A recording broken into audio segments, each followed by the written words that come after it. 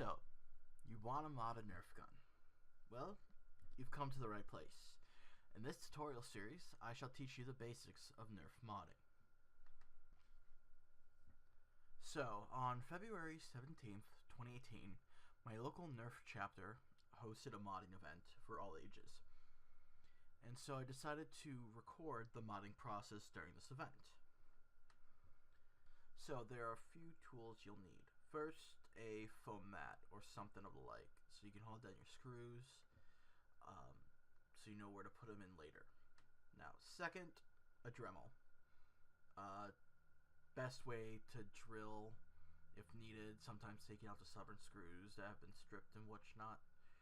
And third, a soldering iron or brand. I didn't necessarily use it in this mod, but it can be useful for electronics.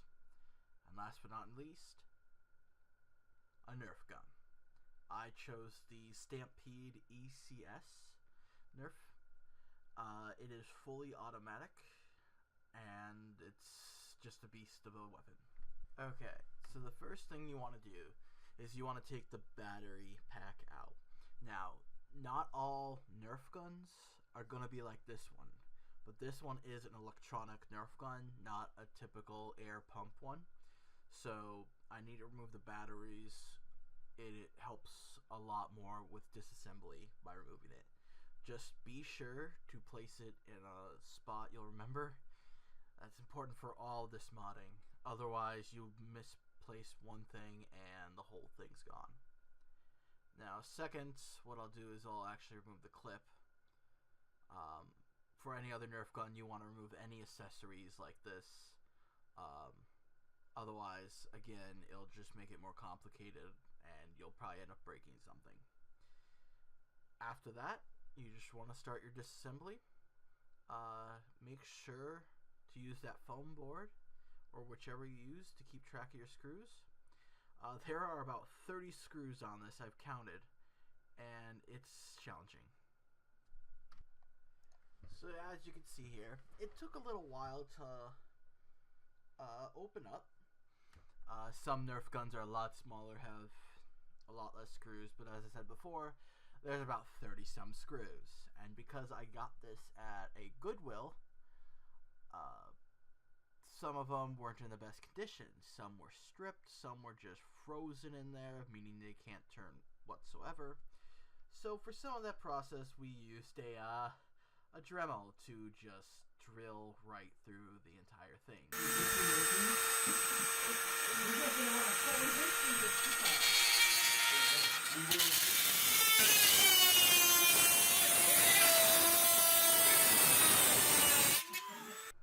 Now this is the inside of the Stampede. It may look a little complex, but once you break it down, it's nothing. It really isn't. It's a cakewalk. So first thing, we're going to pull the access door, also known as the jam door. It's where you can open it up and get the darts out if they jam. What we're going to mod here is the actual plunger to allow greater airflow and replace the spring inside to get more power. And that is all controlled by the electric motor, which we will not cover in this tutorial, but if you want to replace it, it is entirely possible. So the first thing we're going to do is we're going to unscrew the cover over the main plunger holding. There's about 6 screws to do so, but once we uncover those, we'll be able to take out the plunger and show you what is inside. Alright, so now I'll just pop off that cover and take out the actual plunger itself. Upon opening the orange casing, I'm removing the plunger, which I'm having difficulties taking out of it. You have the spring itself, which is, well, it's not the best spring. The plunger itself is good. We're going to do some modification to it, but not too much. Now the spring, though. The spring is one of the key features, I'd say, in modding a Nerf gun, especially one that's air-powered like this. So it's okay, but we're going to toss that aside and replace it with something better. Now, one thing we want to do, that you want to do for every Nerf mod, is the air restrictors. You see those little things in there? That is the air restrictors, allowing only a certain amount of air to come out of it. Removing that increases the power greatly. So, here is our spring, our normal spring, and this is the replacement spring. It is a little shorter, but it has a lot more power behind it, and using it, we'll be able to launch it a lot better. Like darts will fly out with a lot more speed. Now, one common method, what we're going to do here, is we're going to put the smaller spring on first, and then we're going to take the stock spring, which came with the gun, and put it over, which allows for a lot more power and just a lot more speed.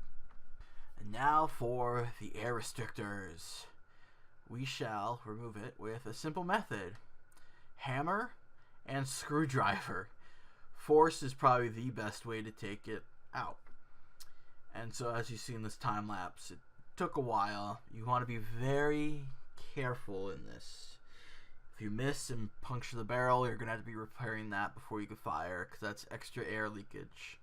Because everything in this is to try to get as much air out in the proper way.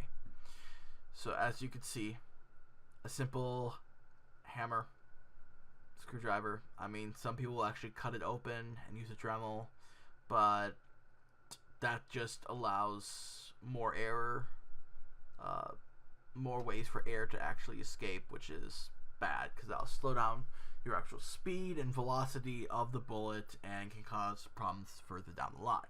Once you remove it, you should be able to see through the entire barrel itself. No more air restrictors, no more lousy power. Once everything's removed, time to work on the plunger. Now, we'll start with removing the actual O-ring there. We're not going to modify the ring itself, it's perfectly fine. But what we are going to do is add a little bit of something onto it. So, we're going to take the plunger and we're going to cover some of the foam board that we have over it. And what this does is it absorbs more of the impact from the powerful spring so you don't break it. Now then we're going to use some of this tape and we're going to cover around that little inside edge just a little bit to increase the hold of air. And then I'm going to glue the foam board with super glue. Do the super glue before you do anything with the O-ring.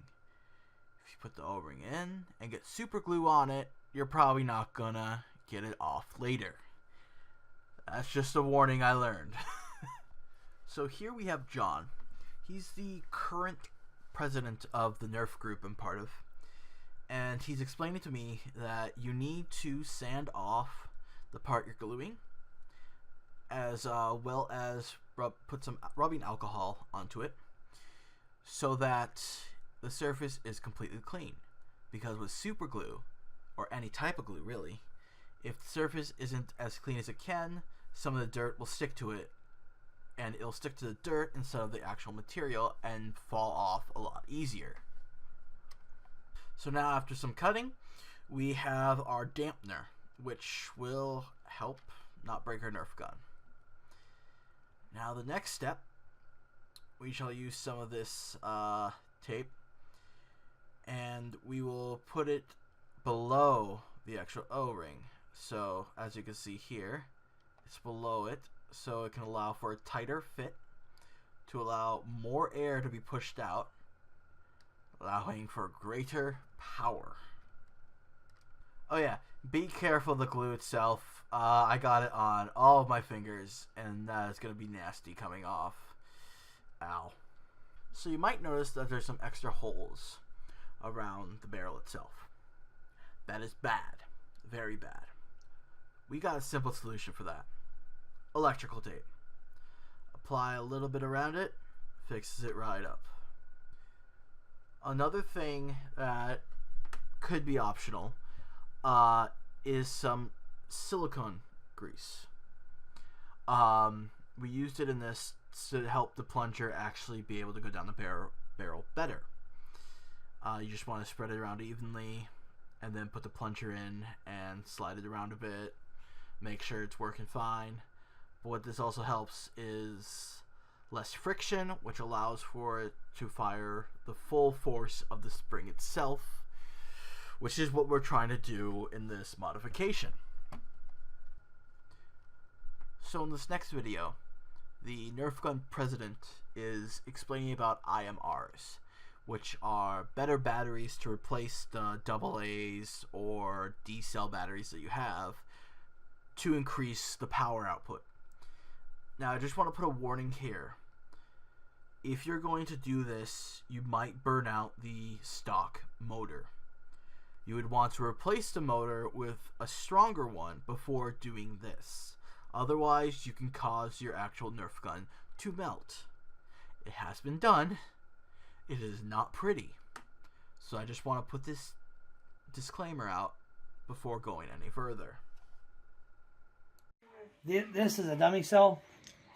This is an IMR. It's a lithium battery. It's the same size as a AA, but AA's are significantly shorter than D's. But a company makes converters that you slide this in, and you can put these batteries in any D tray. So that's what I recommend, because you wouldn't have to modify the tray or the wiring, and you only need 3 of these and 3 dummy cells. And this is a dummy cell. It's literally just a metal conductor. There's no battery. And it's not set up all the way in. Yeah, I like it. Yeah, thanks. And now, we reassemble it. Your AccuFix.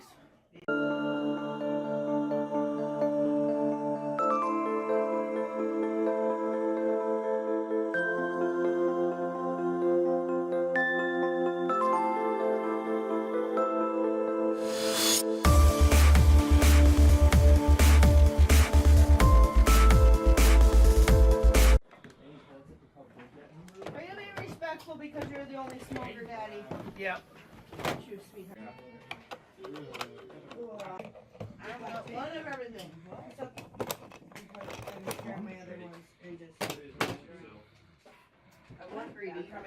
So the first attempt failed. It completely jammed up, and now we're attempting to unjam it. Phase 1. So the solution for this was actually kind of interesting. There's a little piece that sticks up into the barrel when you fire it that stops the bullet from coming out, and as it slams forward, it hits the trigger and the tooth lowers. Now, because of the spring modification, what ended up happening is it would fire once it's recoiling, not on its full arc forward. So it would fire after the tooth was starting to come up, which was the solution, was just to, well, remove the tooth. Not needed anyways. And after removing that, well, you could see the results for yourself.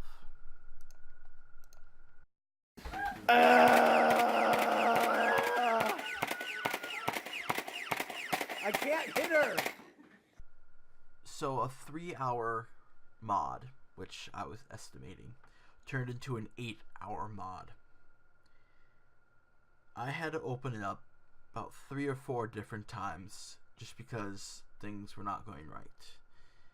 And we'd get it kind of right, close it up, wouldn't work at all. This is just part of the process. Nerf modding is a hobby. Like any other hobby, it takes time to learn. It is not easy by any means, nor is it cheap in some cases. Simple mods like this, it wouldn't cost you too much unless you don't already have the tools. But to get new motors, to get new like battery stuff, like you can sink hundreds of dollars into this. It eventually took 3 people, and one of them was a legitimate engineer, to make this gun work. And I actually want to thank those guys for helping me out so much. I learned so much from it. But I hope you like this tutorial, and I hope I can see you guys modding soon.